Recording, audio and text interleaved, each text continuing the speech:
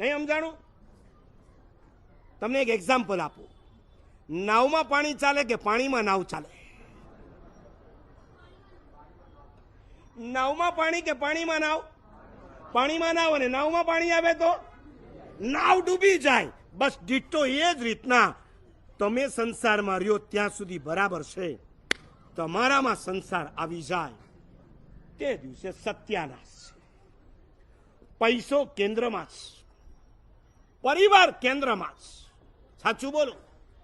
ગચ્છાધિપતિ ચોમાસા પૂર્ણ કરી પાછા પાલડી બાજુ જઈને 4 મહિને પાછા પધારવાના. પધારવાના એટલે પધારવાના છે એમ નથી કહેતો. માની લો કે પધારવાના છે. માની લો કે પધારવાના છે. અને એમનો સામયું છે કમ્યુનિટી હોલથી બરાબર સવારે 7 વાગે. અને બીજી બાજુ તમારા જમાઈ 7 વાગે મણિનગર ઉતરવાના છે. લગ્ન પછી પહેલી વખત જ જમાઈ રાત તમારે ઘરે આવી રહ્યા છે. હમે બોલો, આપ કટે જાઓ. મહેન્દ્રભાઈ ક્યાં જાઓ? ગચ્છાધિપતિના સામૈયામાં આવો કે મણિનગર પ્લેટફોર્મ પર પહોંચો? ક્યાં જાઓ ઉત્તમભાઈ? જમાઈ રિક્ષા લઈને આવી જશે કે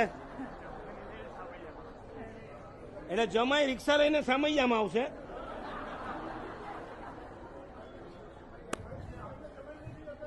હા, હવે બરાબર. હું છે ને રણજીતભાઈ આજ બોલવાનો હતો, પણ મને ખબર નહીં કે દીકરી છે કે નથી. બાકી હું બોલવાનો જ હતો કે તમારે દીકરી નથી ને એટલે તમે વટકે સાથ બોલો છો. હમણાં એક છોકરી તમારી હોત તો ખબર પડી જાત. મને એક જણ કહેતો હતો કે મારા સાહેબ દરેક સાસુને જમાઈ ઉપર પ્રેમ કેમ હોય? સસરા કરતા પણ સાસુજીને જમાઈ ઉપર પ્રેમ કેમ હોય? મેં કીધું ભાઈ મને થોડી ખબર છે. અમે તો બહુ નાની ઉંમરમાં દીક્ષા લીધી એટલે અમને કઈ ખબર ના હોય સાસુ શું ને સસરા શું. નાના હતા ને ત્યારે જમાઈ શું એ અમને ખબર નથી. પછી મેં કીધું તમે જ જવાબ આપો ને. એટલે એણે મને સરસ જવાબ આપ્યો. મને કે સાસુને જમાઈ પર એટલા માટે બહુ પ્રેમ હોય છે કે સાસુને ખબર છે કે આપણા વાવાઝોડાને આ જ સંભાળી શકે, બીજું કોઈ સંભાળી ના શકે.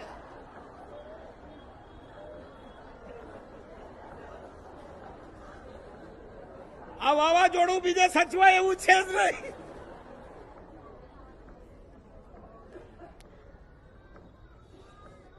સમ્યક દર્શનનો દીવો જો ભીતરમાં જલતો હોય તો સંસાર દરેક જગ્યાએ ગૌણ થઈ જાય. યશોદેવ સુરી મહારાજનું નામ સાંભળ્યું? અમારા સમુદાયના તમારા અમદાવાદના પતાસાની પોળમાં રહેનારા.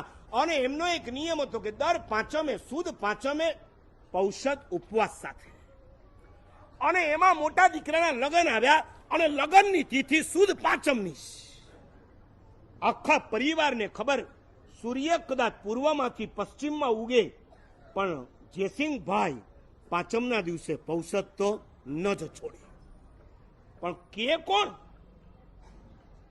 ઘરની એક વડીલ વ્યક્તિને મોકલવામાં આવી. જયસિંહભાઈને વાત કરો કે પાંચમના દિવસે તમારા દીકરાના લગ્ન છે, માટે આ પાંચમે તમે પૌષદ નહીં કરતા.